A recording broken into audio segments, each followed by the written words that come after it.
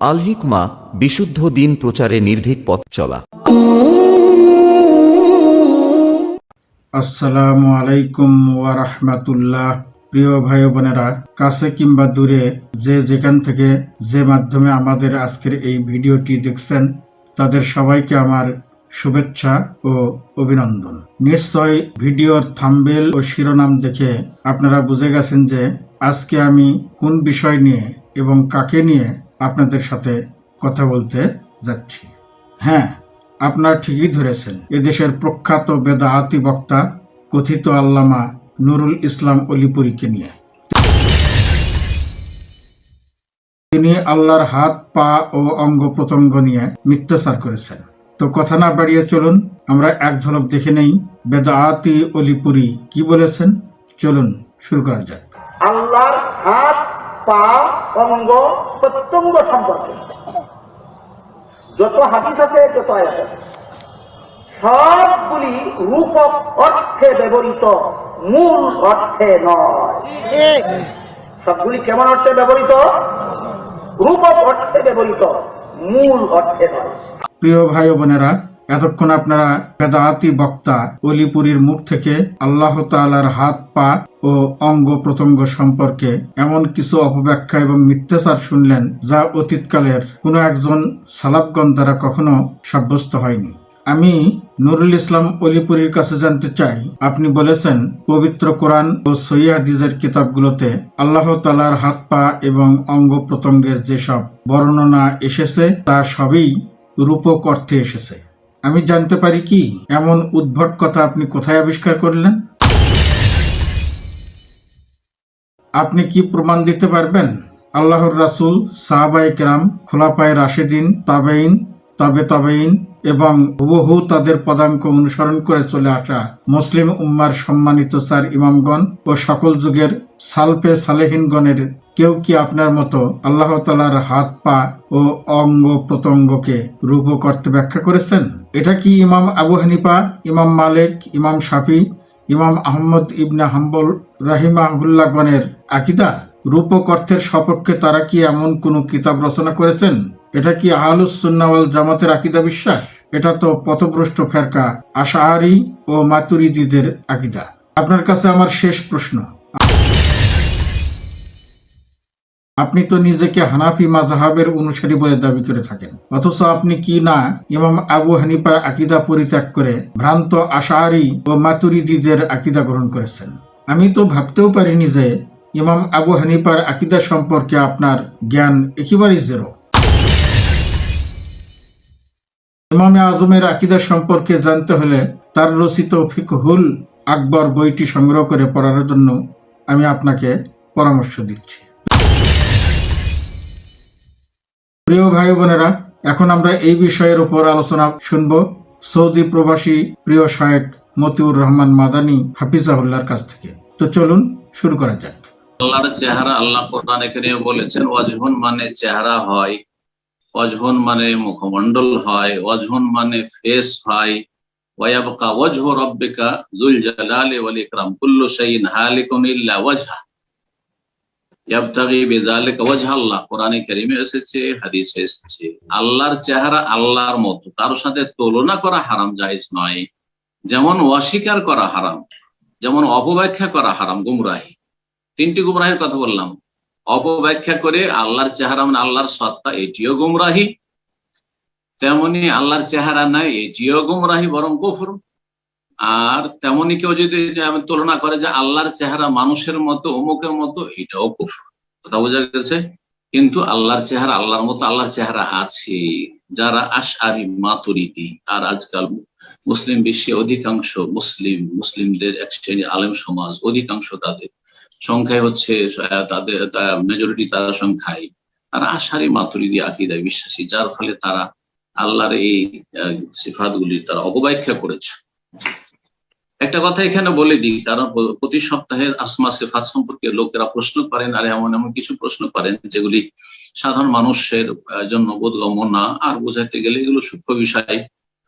এই জন্য বলে দিই যে একজন সাধারণ মানুষকে, আপনাদের মতো যারা আমার সাথে আজকে আছে, সবাই সাধারণ মানুষ, কেউ নিজেকে মনে করেন যে অনেক সিনিয়র, সাধারণ মানুষের জন্য তালেব ইলম আলেম ছাড়া কতটা জানতে হবে যে আল্লাহ এতটা যথেষ্ট।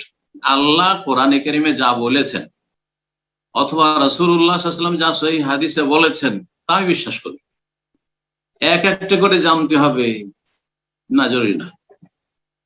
তাকে যদি জিজ্ঞাসা করা হয় যে কোরআন হাদিসে আল্লাহর চেহারার কথা আছে, বলছে অবশ্যই, যদি কোরআন হাদিসে থাকে আমি বিশ্বাস করি। আল্লাহর হাতের কথা আছে, বিশ্বাস করবে যে কোরআন হাদিসে থাকলে বিশ্বাস করি। বোঝা গেছে? আল্লাহ রাব্বুল আলামিনের আঙ্গুলের কথা রয়েছে, আল্লাহ রাব্বুল আলামিনের চোখের কথা রয়েছে, বিশ্বাস করবে যে কোরআন হাদিসে থাকলে বিশ্বাস করি। এতটাই যথেষ্ট। সাধারণ লোকের জন্য এতটাই যথেষ্ট যে আল্লাহ যা সাবিত করেছেন, আল্লাহ রাসূল যা সাবিত করে তা সাবিত করে, আর যা আল্লাহ না করেছেন এবং রাসূলুল্লাহ না করেছেন সেগুলিকে না করবেন। জি। প্রিয় ভাই বোনেরা, এতক্ষণ আপনারা প্রিয় শায়েখ মতিউর রহমান মাদানী হাফিজাহুল্লাহর কাছ থেকে সংক্ষিপ্ত অথচ জ্ঞান গর্ভ আলোচনা শুনলেন। এখন আমরা এ বিষয়ে আলোচনা শুনব মুফতি কাজী ইব্রাহিম হাফিজাহুল্লাহর কাছ থেকে। তো চলুন শুরু করা যাক। সূরা আশ-শূরার 11 নম্বর আয়াতে আল্লাহ বলেছেন, লাইসা কামিসলিহি শাই ওয়া হুয়াস সামিউল বাসীর, তার মতো কোনো কিছুই নেই, তিনি সর্বশ্রোতা সর্বদ্রষ্টা। আল্লাহর হাত আছে, কিন্তু আল্লাহর হাতের মতো হাত কারোই নেই। ইয়াদুল্লাহি ফাওকা আইদিহিম, আল্লাহর হাত তাদের হাতের উপর আছে, কিন্তু সেই আল্লাহর হাতকে সৃষ্টির হাতের সাথে উপমা দেওয়া যাবে না। সেই হাতের কোনো ধরন কল্পনা করা যাবে না, বর্ণনা করা যাবে না, এবং হাত নেই এটাও বলা যাবে না। আল্লাহর জন্য যেসব গুণাবলী নামাবলী সাব্যস্ত করেছেন সবটুকুকে কোনো ব্যাখ্যা ছাড়া, কোনো উপমা ছাড়া, কোনো ধরন বর্ণনা করা ছাড়া এবং নিষ্ক্রিয় করা ছাড়া, সেগুলোকে অর্থহীন মনে করা ছাড়া বিশ্বাস করে নেয়া, এটা হলো তাওহীদ আল আসমা ওয়াস সিফাতের মূল কথা। এই জন্য আল্লাহর চেহারা আছে আমরা বিশ্বাস করব, যেহেতু কোরআনে আছে ওয়ায়াবকা ওয়াজহু রাব্বিক, তোমার রবের চেহারা চিরস্থায়ী। কিন্তু সেই চেহারা কেমন? কোন সৃষ্টির মতো নয়। সেই চেহারা কেমন আমরা কেউই জানি না। সেই চেহারার সাথে কোনো চেহারার কোনো উপমা চলবে না। চেহারা নাই এটাও বলা হারাম, বলা যাবে না, যেহেতু কোরআনে আছে চেহারা আছে। আল্লাহর চক্ষুর কথা আছে, ফা ইন্নাকা বিআয়ুনিনা, আল্লাহর চক্ষু আছে, কিন্তু সেই চক্ষু সৃষ্টির কোনো চোখের মতো নয়। আল্লাহর কদম, পায়ের কথা এসছে, সেই কদম বা পা কোনো সৃষ্টির পায়ের মতো নয়। অর্থাৎ যে আল্লাহর কোনো গুণকে ব্যাখ্যা করা যাবে না, কোনো তাফসীর করা যাবে না। এর আবিধানিক অর্থ যা সেটা গ্রহণ করতে হবে। যেমন ইয়াদুল্লাহ, আল্লাহর হাত, আপনি যদি ব্যাখ্যা করেন এই হাত মানে কুদরতি হাত, তাহলে আপনি মস্ত বড় তাওহীদ লঙ্ঘন করলেন। কুদরত আপনি কই পেলেন? এটা কুদরতি হাত কে বললো? এটা হাত হাতেই, কামা ইয়ালিকু বিজালালি, আল্লাহর হাত আছে। লিল্লাহি ইয়াদুন ওয়ালাইসা কায়াদিহি ইয়াদ, আল্লাহর হাত আছে, তার হাতের মতো কারো হাত নেই। লিল্লাহি আইনুন ওয়ালাইসা কাআইনিহি আইন, আল্লাহ চক্ষু আছে, আল্লাহ চোখের মতো কারো কোনো চোখ নেই। আল্লাহর কদম আছে, আল্লাহর কদমের মতো কারো কোনো কদম নেই। এইভাবে বিশ্বাস করতে হবে। কিন্তু যদি বলেন এটা কুদরতি পা, যেমন অনেক তাফসীরের কিতাবে এই ভুলটা লেখা আছে, কুদরতি হাত, কুদরতি চোখ, নাউযুবিল্লাহি মিন যালিক। এই কুদরতি কথাটা শয়তান জড়িয়ে দিয়েছে আমাদেরকে তাওহীদ লঙ্ঘনকারী হিসেবে কবরে নেওয়ার জন্য, এবং চিরস্থায়ী জাহান্নামী বানাবার জন্য। কিছুতেই আল্লাহ তাআলার কোন নামের ক্ষেত্রে এই জাতীয় কোনো বাড়াবাড়ি করা যাবে না, কারণ আল্লাহ কঠিনভাবে নিষেধ করেছেন, ওয়ালিল্লাহিল আসমাউল হুসনা ফাদউহু বিহা ওয়াযারিল্লাযিনা ইউলহিদুনা ফি আসমায়ে, আল্লাহ রয়েছে পরম সুন্দর নামসমূহ, সেই পরম সুন্দর নামসমূহ ধরে আল্লাহকে ডাকো। যারা আল্লাহর নামের ক্ষেত্রে বাঁকা পথে চলে যায়, বক্র হয়ে যায়, ইলহাদ করে, কোন নামের ব্যাখ্যা করে, অথবা কোন নামের সাথে অন্য একটা শব্দ জড়িয়ে দেয়, যেমন কুদরতি হাত, কুদরতি চোখ, কুদরতি পা ইত্যাদি, এইভাবে যারা ইলহাদ করে, আল্লাহ বলছেন জারু, এদেরকে বর্জন করো, এদের সাথে তোমাদের কোনো সম্পর্ক থাকতে পারে না, এদের থেকে সম্পর্ক ছিন্ন করে নাও, এরা তোমাকে সর্বনাশ করবে। অতএব কিছুতেই আল্লাহর নামের ক্ষেত্রে কোনো তাসবিহ, সৃষ্টির সাথে আল্লাহর কোনো গুণকে, নামকে তুলনা করা যাবে না, এক। দ্বিতীয়ত আল্লাহর কোনো নাম ও গুণের উপমা দেয়া যাবে না, যে আল্লাহর হাত মানুষের হাতের মতো, আল্লাহর পা আছে মানুষের পায়ের মতো, ইত্যাদি ইত্যাদি, এটা করা যাবে না। তৃতীয়, মিন গায়রে তাকিফ, কোনো কাইফ, কোনো ধরন কল্পনা করতে পারবেন না, বর্ণনা করতে পারবেন না। যেমন আল্লাহ হাসে, হাসিটা কেমন ধরন আমি জানি না, আল্লাহর হাসি আছে এটা জানি, বাস এটার উপর ঈমান আনলাম, আমার দায়িত্ব শেষ, আল্লাহর হাসির উপর ঈমান আনলাম। কিন্তু হাসিটা কেমন এটা আমি জানবো না। কেন জানি না? আল্লাহ কেমন এটাই তো জানি না। আল্লাহ কেমন যেহেতু এটাই জানি না, অতএব তার হাসি কেমন এটা কিভাবে জানবো? মানুষ কেমন হাসে এটা জানি, যেহেতু মানুষটা কেমন তার আকৃতি প্রকৃতি আমার জানা আছে, অতএব মানুষের হাসি কেমন হয় মানুষের হাসি আমি শুনলে আমি বুঝবো হাসিটা এরকম হয়, কিন্তু যেহেতু আমি আল্লাহকে জানি না, আল্লাহর হাসি কেমন এটা কিভাবে জানবো? অতএব আল্লাহর গুণের কোনো ধরন বর্ণনা করা এটা নিষেধ।